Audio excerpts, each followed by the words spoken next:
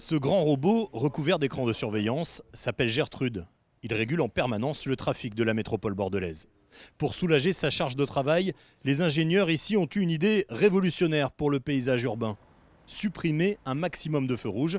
Exemple, ce carrefour très fréquenté derrière la mairie. 27 des 28 carrefours les plus dangereux sur la métropole étaient des carrefours à feu. Et quand on a creusé un petit peu avec les services de l'État, on s'est rendu compte que c'était un problème connu au niveau national. C'est-à-dire que les feux ne sont pas une solution en matière de sécurité.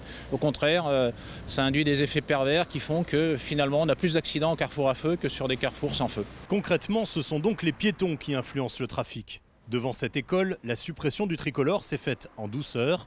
Aucun problème de sécurité grâce au grand dos d'âne construit au milieu. La règle de base, c'est effectivement quand quelqu'un s'engage, c'est de ralentir et de laisser passer le piéton. Donc non, a priori non, j'ai même pas fait gaffe, non, mais ça ne changera pas mes habitudes en tout cas. Il faudrait qu'ils prennent soin d'eux-mêmes parce que des fois, il faudrait qu'ils fassent attention aussi quand ils traversent. Pour les piétons, c'est la courtoisie le maître mot. Les feux peuvent parfois rassurer, comme une barrière virtuelle. À partir du moment où il y a des passages piétons et que les gens respectent, les automobilistes respectent les piétons, moi ça ne me dérange pas. Ah ouais, oui, ils sont très corrects. Moi je viens de la région parisienne, je peux vous affirmer qu'on ne nous laisse pas passer du tout. La suppression de quelques dizaines de feux rouges sur les 669 de l'agglomération devrait se faire lentement, afin de ne pas trop accélérer le trafic. Et donc augmenter la vitesse des voitures aux heures creuses. Le danger, ce serait de transformer les grands axes en autoroutes urbaines.